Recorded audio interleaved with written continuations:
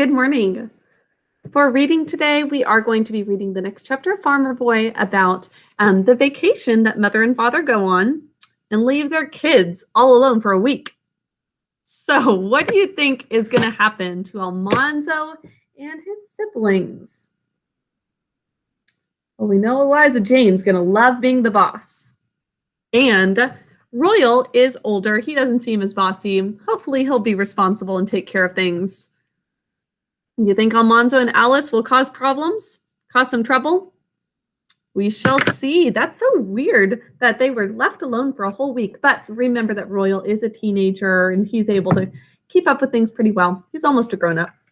Well, let's begin keeping house. I am going to try to make sure the document camera works for you to follow along with the book, because that's definitely better when that happens. But that's caused problems before. So it's possible I'll have to switch to just me reading it.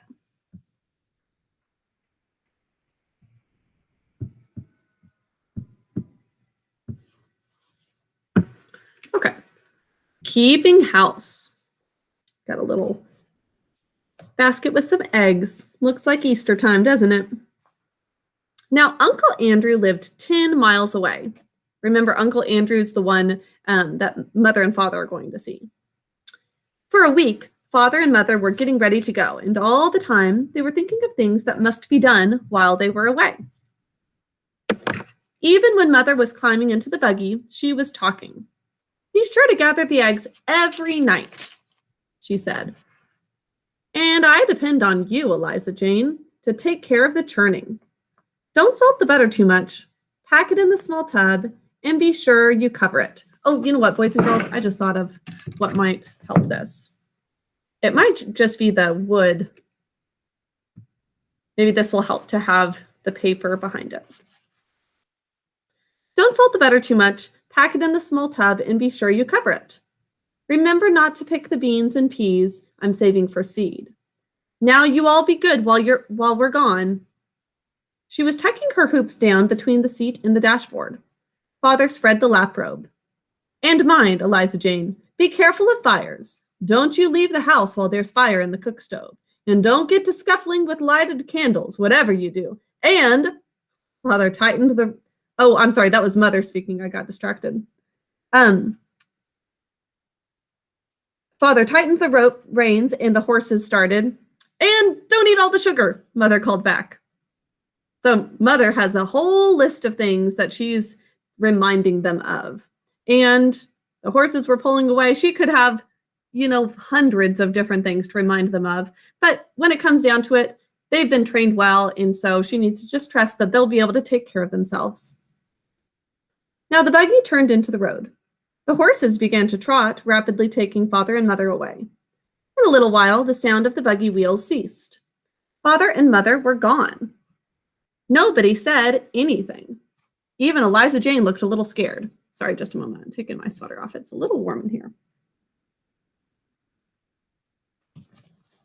Nobody said anything. Even Eliza Jane looked a little scared. The house and the barns and the fields seemed very big and empty. For a whole week, Father and Mother would be 10 miles away. Wow. Now, 10 miles is a long distance. If they had an emergency, not only could they not just call their father and mother, but it would take a long time for that message to come and father and mother to return. But suddenly, Almanzo threw his hat into the air and yelled. Alice hugged herself and cried, "What'll we do first?" That sounds about right. That excitement. Maybe some of you feel excited if your parents let you have the house to yourself for 30 minutes or an hour if they run to the store. Maybe you're not old enough for that yet, but that's kind of exciting to be by yourself. What are they going to do first? They could do anything they liked. There was nobody to stop them. "We'll do the dishes and make the beds," Eliza Jane said, bossy. Oh, Almanzo does not like Eliza Jane telling him what to do. Royal shouted, "Let's make ice cream." That sounds a little bit more like what Almanzo was thinking. Now, Eliza Jane loved ice cream. She hesitated and said, "Well, Almanzo ran after Royal to the ice house. Remember the ice house? We knew that they used it for ice cream sometimes. They dug a block of ice out of the sawdust and put it in a grain sack. They laid the sack on the back porch and pounded it with hatchets till the ice was crushed. Alice came out to watch them while she whipped egg whites on a platter.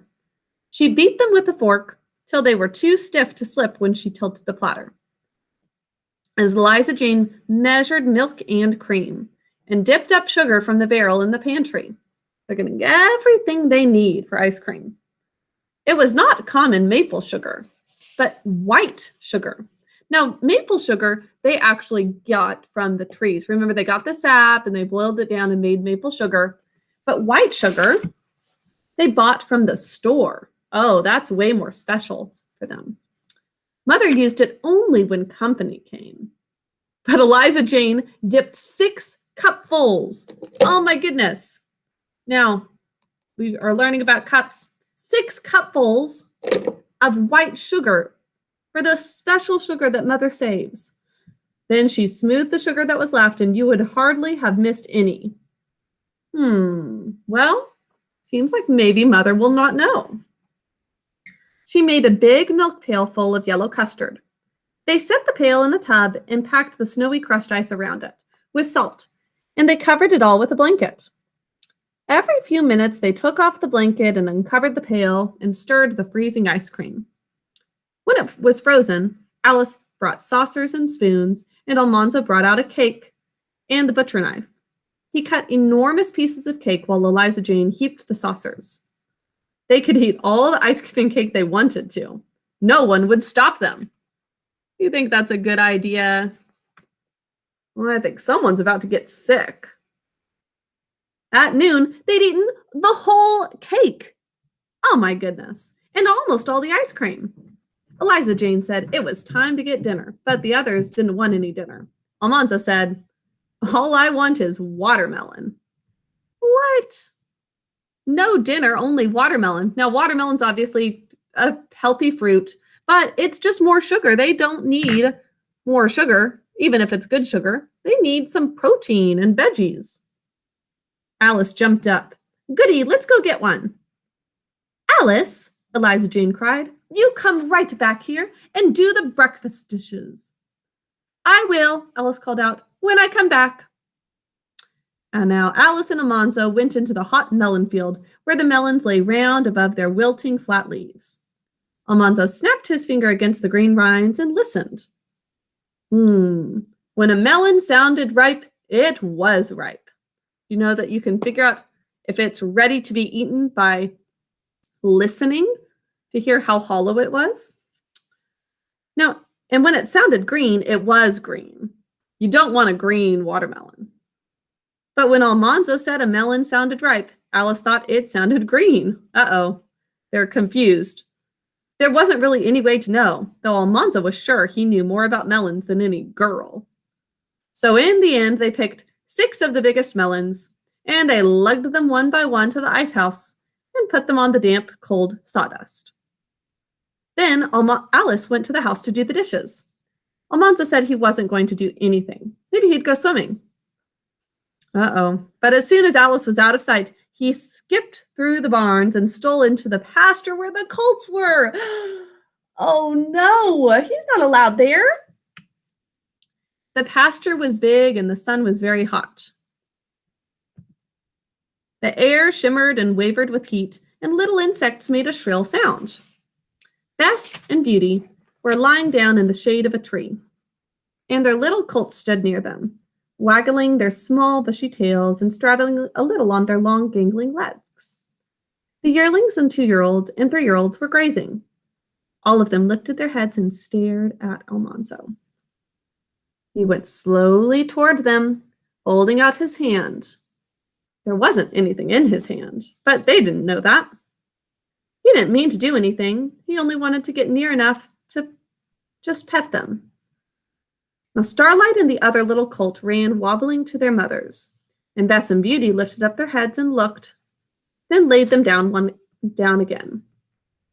The big colts all pricked up their ears. One big colt stepped toward Almanzo, then another. The 6 big colts were all coming. Almanzo wished he'd brought carrots for them. They were so beautiful and free and big, tossing their manes and showing the whites of their eyes. The sunshine glistened on their strong, arched necks and on the muscles of their chests. Suddenly, one of them said, "Whoosh!" One of them kicked, one of them squealed, and all at once their heads went up, their tails went up, and their hoofs thundered on the ground.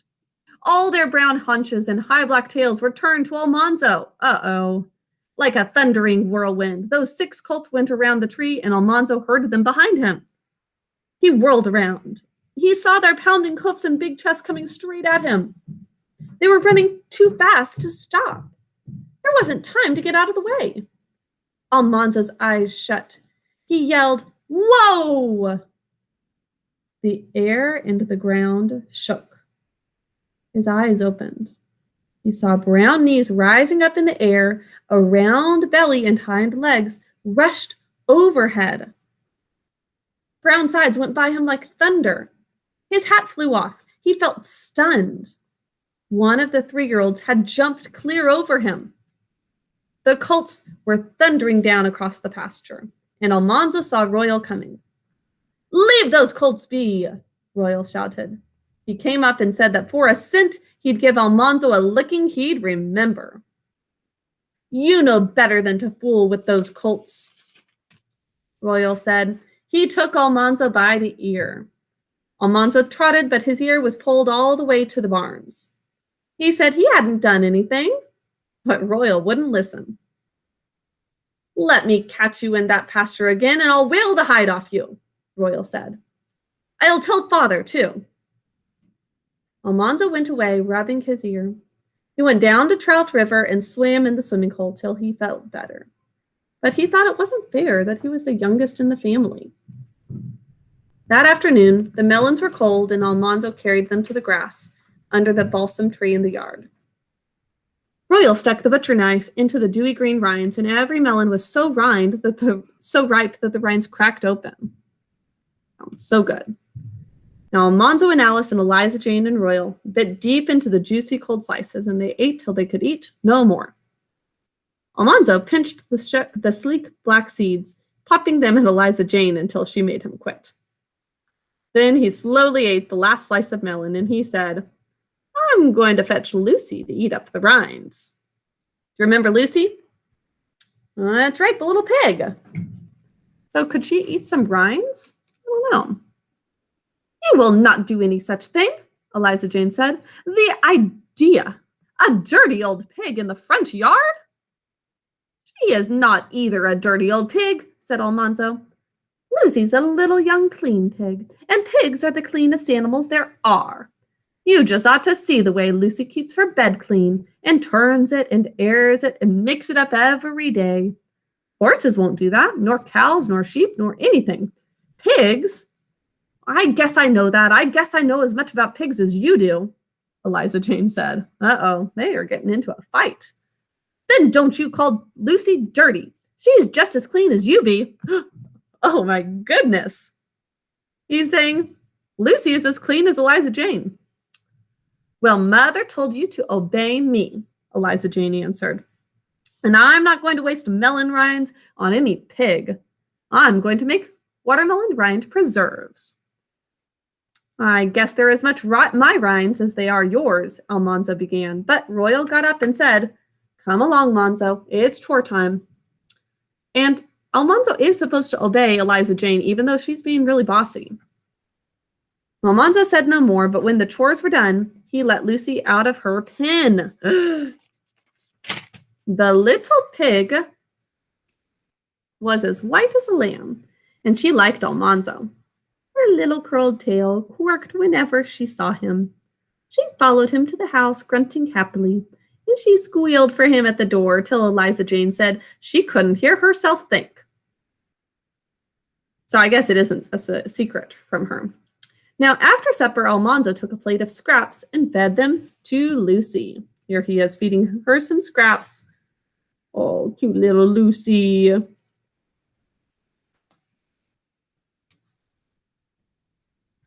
He sat on the back steps and scratched her prickly back. Pigs enjoy that. In the kitchen, Eliza Jane and Royal were arguing about candy. Royal wanted some, but Eliza Jane said that candy pulls were only for winter evenings. Royal said he didn't see why candy wouldn't be just as good in the summer. Sounds like all they eat is sugar. Almanzo thought so too, and he went in and sided with Royal. Of course. Now Alice said she knew how to make candy. Eliza Jane wouldn't do it, but Alice mixed sugar and molasses and water and boiled them. Then she poured the candy on buttered platters and set it on the porch to cool. They rolled up their sleeves and buttered their hands, ready to pull it. And Eliza Jane buttered her hands too. All the time, Lucy was squealing for Almanzo. He went out to see if the candy was cool enough, and he thought his little pig should have some. The candy was cool, and when no one was watching, so he took a big wad of the soft brown candy, so it's like a taffy kind of, and dropped it over the edge of the porch into Lucy's wide open mouth. She's getting candy. That can't be good for a pig. Then they all pulled candy. They pulled it into long strands and doubled the strands and pulled again. Have any of you ever had that soft type of like a taffy before?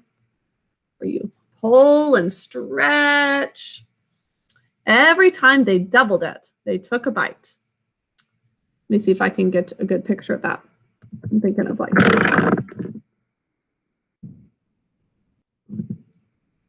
Let's see.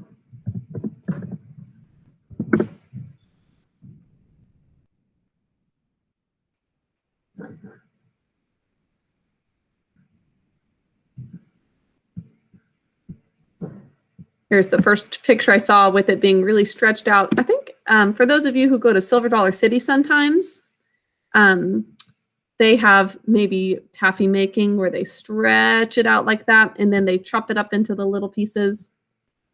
So that's basically what they're making. There it is, being cut up into little squares.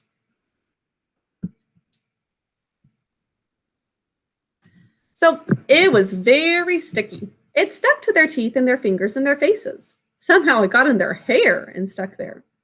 It should have become hard and brittle, but it didn't. They pulled and they pulled. Still, it was soft and sticky. Long past bedtime, they gave it up and went to bed. So it's supposed to harden up, and it's not. Next morning, when Almanzo started to do chores, Lucy was standing in the yard. Her tail hung limp, and her head hung down. She didn't squeal when she saw him. She shook her head sadly and wrinkled her nose. What's wrong, Lucy? What do you think happened? Where her white teeth should have been, there is a smooth brown streak. Uh-oh, there's candy all over her teeth. Lucy's teeth were stuck together with candy. Like she can't even open her mouth. No wonder she doesn't squeak. She could not eat. She could not drink. She could not even squeal. She could not grunt. But when she saw Almanzo coming, she ran. I think she thinks he's going to give her more candy. Almanzo yelled for Royal. They chased Lucy all around the house, under the snowball bushes and the lilacs. They chased her all over the garden. Lucy whirled and dodged and ducked and ran like anything. All the time, she didn't make a sound. She couldn't. Her mouth was full of candy. She ran between Royal's legs and upset him. Almanzo almost grabbed her and went sprawling on his nose. She tore through the peas and squashed the ripe tomatoes and uprooted the green round cabbages. Eliza Jane kept telling Royal and Almanzo to catch her. Alice ran after her. At last they cornered her. She dashed around Alice's skirts. It's a funny image to think of all of them just going all through the garden. Almanzo fell on her and grabbed. She kicked and tore a long hole down the front of his blouse. Almanzo held her down. Alice held her kicking hind legs. Royal pried her mouth open and scraped out the candy. Then how Lucy squealed. She squealed all the squeals that had been in her all night and all the squeals she couldn't squeal while they were chasing her, and she ran screaming to her pen. Almanzo James Wilder, just look at yourself, Eliza Jane scolded. He couldn't, and he didn't want to. Even Alice was horrified because he had wasted candy on a pig, and his blouse was ruined. It could be patched, but the patch would show. Oh, I don't care, Almanzo said. He was glad it was a whole week before Mother would know. That day they made ice cream again, and they ate the last cake. Wow, they need their parents to come home. Alice said she knew how to make a pound cake. She said they just finished a whole cake and now they're making another. She said she'd make one and then she was going to go sit in the parlor. Almanzo thought that wouldn't be any fun, but Eliza Jane said, "You'll do no such thing, Alice. You know very well the parlor's just for company." Uh-oh. So the parlor is like a fancy room that only company sits in. We heard about that early on. But it was not Eliza Jane's parlor, and Mother hadn't said she couldn't sit in it. She should know, though, that it's not for her to sit in. Almanzo thought that Alice could sit in the parlor if she wanted to. That afternoon, he came into the kitchen to see if the pound cake was done. Alice was taking it out of the oven. It smelled so good that he broke a little piece off the corner. Then Alice cut a slice to hide the broken place, and they ate 2 more slices with the last of the ice cream. We're going to get so sick. I can make more ice cream, Alice said. Eliza Jane was upstairs, and Almanzo said, "Let's go into the parlor." Oh, more trouble. Oh my goodness. I need a water break. This is just waiting for disaster, don't you think? Well, they tiptoed in without making a sound. The light was dim because the blinds were down, but the parlor was beautiful. The wallpaper was white and gold, and the carpet was of Mother's best weaving, almost too fine to step on.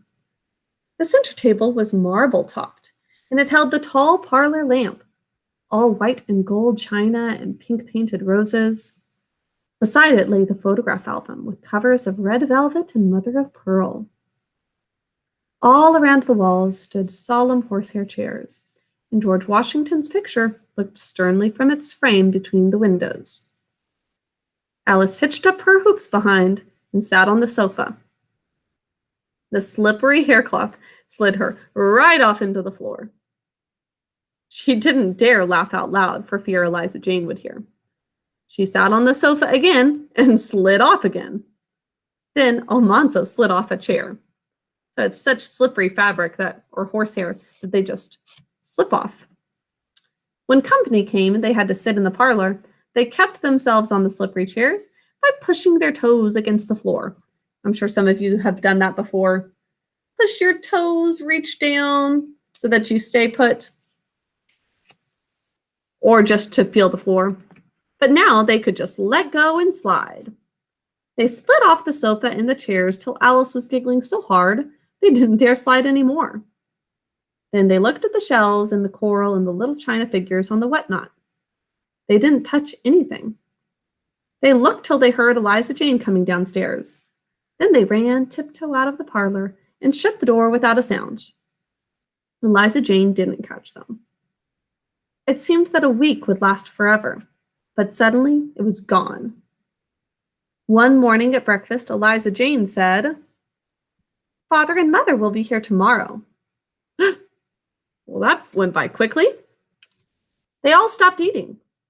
The garden had not been weeded. The peas and beans had not been picked, so the vines were ripening too soon. The hen house had not been whitewashed. All of these things they were supposed to do. "This house is a sight," Eliza Jane said, "and we must churn today. But what am I going to tell Mother? The sugar is all gone." "What? You used up all the sugar?" Nobody ate any more. They looked into the sugar barrel and they could see the bottom of it.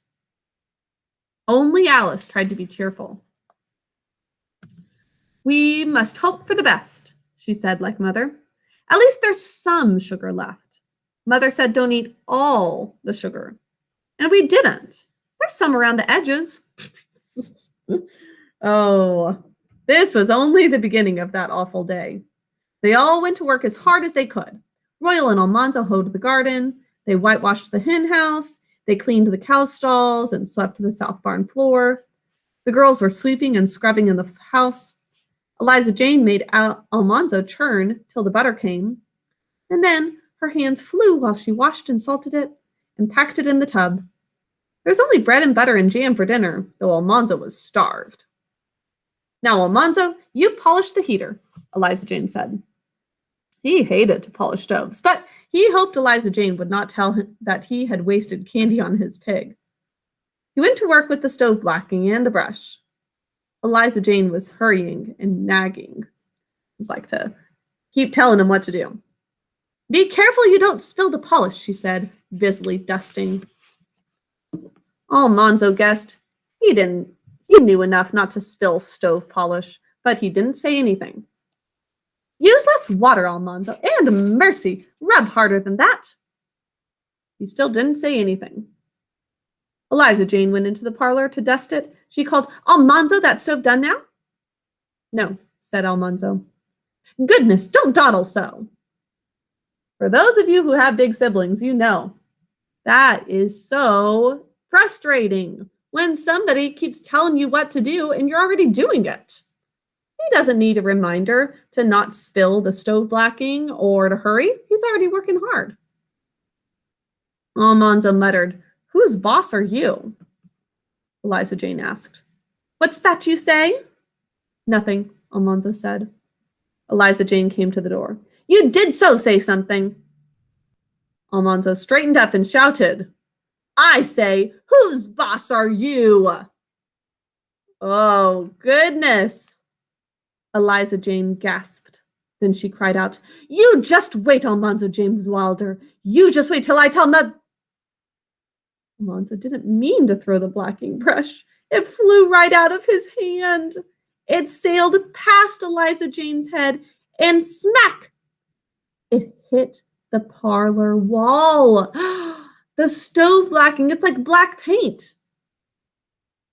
A great splash and smear of blacking appeared on the white and gold wallpaper. Alice screamed. Almanzo turned around and ran all the way to the barn. He climbed into the haymow and crawled far back in the hay. He did not cry, but he would have cried if he hadn't been almost 10 years old. Oh, have any of you had times like that before where you mess something up and it's an accident and you feel like, oh, I wish I could take that back? Mother would come home and find he had ruined her beautiful parlor. Father would take him into the woodshed and whip him with the black snake whip. He didn't want ever to come out of the haymow. He wished he could stay there forever. After a long while, Royal came into the haymow and called him. He crawled out of the hay and he saw that Royal knew. Manny, you'll get an awful whipping, Royal said. Royal was sorry, but he couldn't do anything. They both knew that Almanzo deserved whipping and there was no way to keep Father from knowing it. So Almanzo said, I don't care. He helped do the chores and he ate supper. He wasn't hungry, but he ate to show Eliza Jane he didn't care. Then he went to bed. The parlor door was shut. But he knew how the black splotches looked on the white and gold wall. Next day, Father and Mother came driving into the yard. Almanzo had to go out to meet them with the others. Alice whispered to him, Don't feel bad. Maybe they won't care. But she looked anxious too. Father said cheerfully, Well, here we are. Been getting along all right? Yes, Father, Royal answered. Almanzo didn't go to help unhitch the driving horses. He just stayed in the house. Mother hurried about, looking at everything while she untied her bonnet strings. I declare, Eliza Jane and Alice, she said, you've kept the house as well as I've done myself. Mother, Alice said in a small voice. Mother. Well, child, what is it? Mother, Alice said bravely, you told us not to eat all the sugar. Mother, we We ate almost all of it. Oh, that's nice and honest of her. Mother laughed. You've all been so good, she said. I won't scold you about the sugar. Well, that's very good. She's not going to get onto them for the sugar, but she doesn't know about the black splotch yet. She did not know that the black splotch was on the parlor wall. The parlor door was shut. She did not know it that day, nor all the next day. Almanzo could hardly choke down his food at mealtimes, and Mother looked worried. She took him to the pantry and made him swallow a big spoonful of horrible black medicine she had made of roots and herbs. He did not want her to know about the black splotch, and yet he wished she did know. Have any of you felt that before? You feel like, oh, I don't want her to know, but it also would make you feel better if the truth was just out. When the worst was over, he could stop dreading it. That second evening, they heard a buggy driving into the yard. Mr. and Mrs. Webb were in it. Father and Mother went out to meet them, and in a minute they all came into the dining room. Almanzo heard Mother saying, "Come right into the parlor." What? He couldn't move. He could not speak. This was worse than anything he had thought of. Mother was so proud of her beautiful parlor. She was so proud of keeping it always nice. She didn't know he had ruined it, and now she was taking company in it. They would see that big black splotch on the wall. Mother opened the parlor door and went in. Mrs. Webb went in, and Mr. Webb and Father. Almanzo saw only their backs, but he heard the window shades going up. He saw that the parlor was full of light. It seemed to him a long time before anybody said anything. Then Mother said, "Take this big chair, Mr. Webb, and make yourself comfortable. Sit right here on the sofa, Mrs. Webb." Almanzo couldn't believe his ears. Mrs. Webb said, "You have such a beautiful parlor. I declare it's almost too fine to sit in." What? Now Almanzo could see where the blacking brush had hit the wall, and he could not believe his eyes. The wallpaper was pure white and gold. There was no black splotch. What happened? Mother caught sight of him and said, "Come in, Almanzo." Almanzo went in. He sat up straight on a haircloth chair and pushed his toes against the floor to keep from sliding off. There he is. There's the company as well. Now, Father and Mother were telling all about the visit to Uncle Andrew's. There was no black splotch anywhere on the wall. "Didn't you worry leaving the children alone here and you so far away?" Mrs. Webb asked. "No," Mother said proudly. "I knew the children would take care of everything as well as if James and I were home." Almanzo minded his manners and did not say a word. Next day, when no one was looking, he stole into the parlor. That means like to sneak. He looked carefully at the place where the black splotch had been. The wallpaper was patched. The patch had been cut out carefully around the gold scrolls, and the pattern was fitted perfectly, and the edges of the patch scraped so thin that he could hardly find them. He waited until he could speak to Eliza Jane alone, and then he asked, "Eliza Jane, did you patch the parlor wallpaper for me?" "Yes," she said. "I got the scraps of wallpaper that were saved in the attic and cut out the patch and put it on with flour paste." Almanzo said gruffly, "I'm sorry I threw that brush at you. Honest, I didn't mean to, Eliza Jane." "I guess I was aggravating," she said, "but I didn't mean to be. You're the only little brother I've got." Almanzo had never known before how much he liked Eliza Jane. They never told about the black splotch on the parlor wall, and Mother never knew.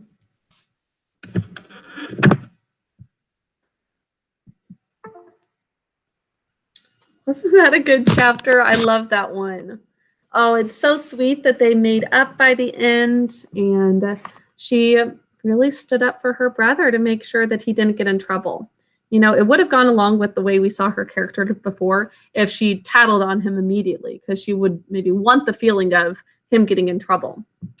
But she showed that she's really growing up, and she even took responsibility to say, you know, I probably was really aggravating. So I understand if you got, you know, irritated and flew that little brush at me. So very good chapter. I love that one. Very funny, but also very heartwarming. So that's all the chapters for the week. We're actually going to spend the next 2 days focusing more on poetry and the poetic devices that we've talked about. And next week, we've got our ACT Aspire testing on Monday and Tuesday. And then Wednesday, we'll be hearing about early harvest, and then late harvest. So in that chapter, we're going to hear all about how they harvest hay, which goes along with our poem, The Hayloft by Robert Louis Stevenson. So I think you'll enjoy that one. That is all for today's reading. I hope that you enjoyed the chapter. I did, and I hope you do as well. And I will talk to you later. Have a wonderful rest of your day, boys and girls.